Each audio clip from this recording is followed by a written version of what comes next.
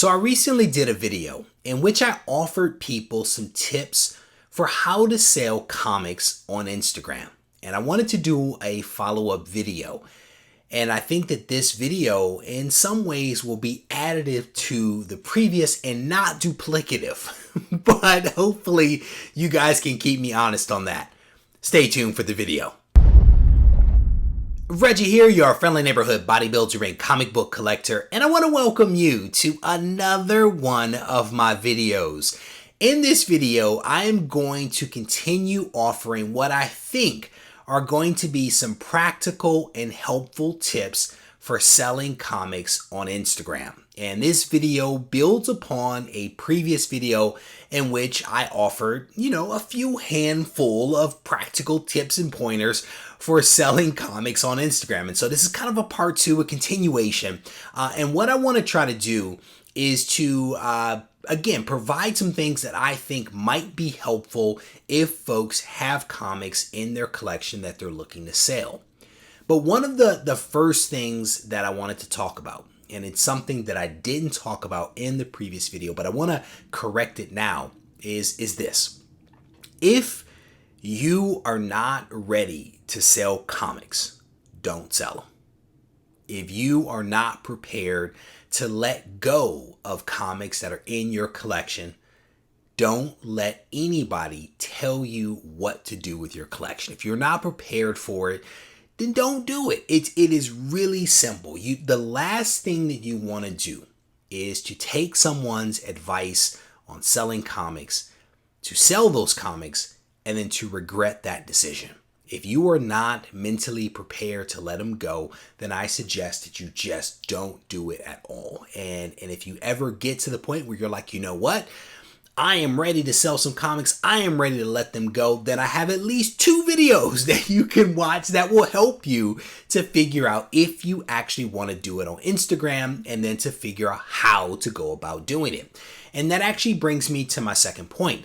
There are lots of places that you can actually sell comics, and a lot of people know about eBay. Some people, because of these videos that I've been doing, know about Instagram as a viable opportunity. But there are a plethora of ways that you can actually sell comics. You can do them through apps. Locally, you can do them through Craigslist.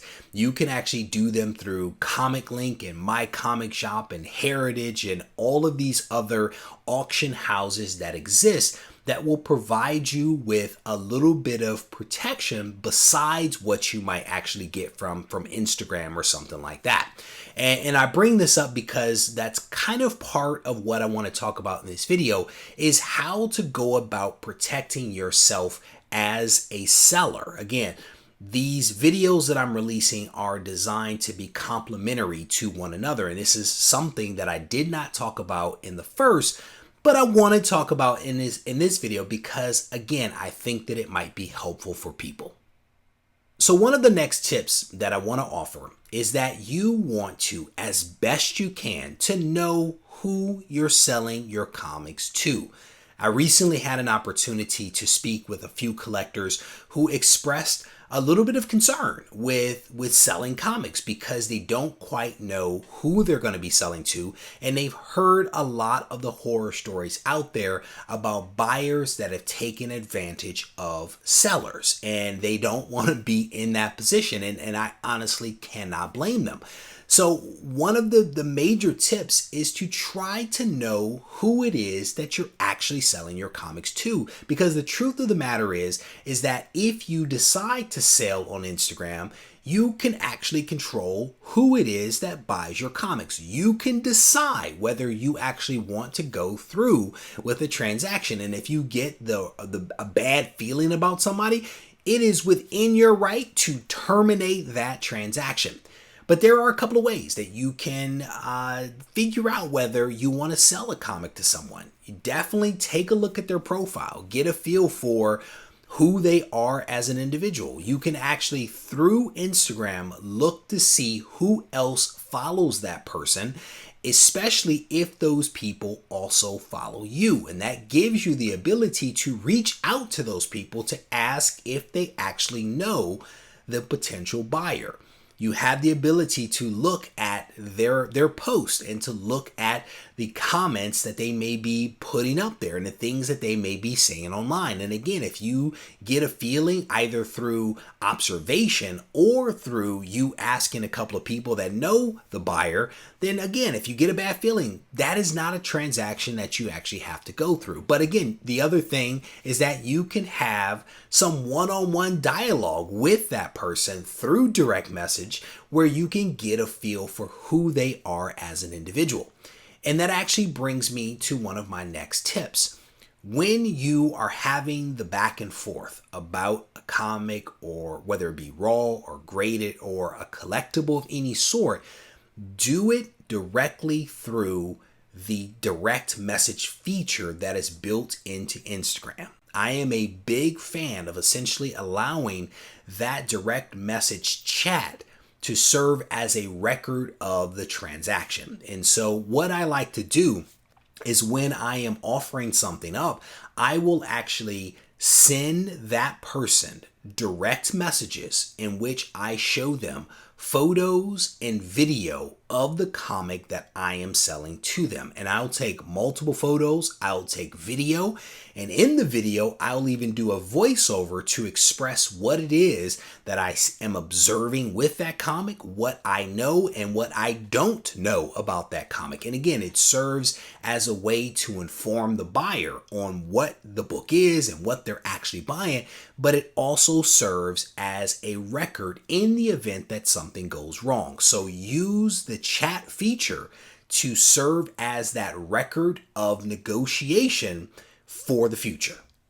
To that point of serving as a record, I also encourage people to send me their full name and their mailing address and all that kind of stuff directly through the chat feature. And I actually copy that information out of the chat into whatever mail program I happen to be using for my label. Or you can always jot it down if you happen to handwrite your labels out. But the goal is to capture as much detail about the transaction, about the parties within the chat feature so that you have that moving forward. So to that point of being able to use Instagram to find out who your potential buyer is associated with, I actually want to show you what that feature looks like, and hopefully you'll be able to see it here. But I'm actually in the profile of Backseat Driver 5280, and Backseat Driver and I are good friends. We talk fairly often, and I trust this guy tremendously. But let's say that he was a potential scoundrel. And so what you want to do is to actually go to his profile. You basically just click on his name if you happen to be chatting with him or whatever. You click on his name, you go to his profile, and then what you'll see in the line right above the bars that say following in message, you will see a couple of names, a couple of bolded names and some numbers. And what you actually see, if you paid attention to that, you can actually see that there are a couple of people, and by a couple, I mean 54 people that follow me and also follow a Backseat Driver. And you can see Rob is one of them.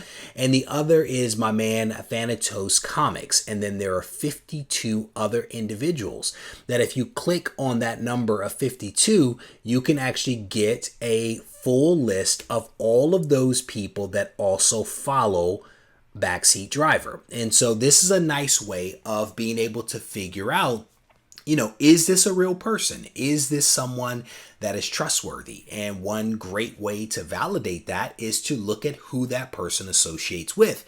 And if necessary, send one of those people a message and ask them a couple of questions. Do you know this buyer? Have you done any transactions with him or her? Do you find them to be trustworthy? There's all kinds of things that you can do, especially if these people know you and know what kind of person you are. They're going to be more likely to answer your questions honestly and truthfully. So that's just one way to kind of validate this whole third-party reference thing that I was talking about a few moments ago. So one of the last tips that I want to offer is to actually use the buyer protection that is offered by PayPal. A lot of people want to go to Instagram because they want to avoid the fees associated with eBay. And it's important to remember that the fees on eBay are twofold. There are the eBay fees, and then there are the PayPal fees. And to some degree or another, the PayPal fees that are there are actually buyer protection fees, right? Part of what you get with that transaction is you get buyer protection. But to some degree or another, that protection offers you as a seller a little bit of protection as well, because there's the whole arbitration thing where if something goes wrong, you have the ability to submit documentation to explain what happened with this transaction if it happens to go awry. And so if you think about using the chat feature as a record, this whole thing about the dispute resolution actually makes a whole lot of sense, because the chat can become the documentation that you might need in case things go south. So there you go. Those are essentially a couple of other tips that I wanted to offer up, a few extra things for you to consider if you decide that you want to sell your comics and you decide that you want to sell those comics via Instagram. As I mentioned, if you missed the first part of this video, I definitely want to encourage you to go back and watch that. But with that said, I hope that you enjoyed this segment as well. And if you did, I want to encourage you to hit the thumbs up, leave a comment behind, and if you need to reach out to me, feel free to do so at Regie Collects on Instagram and Regie at RegieCollects.com. Take care.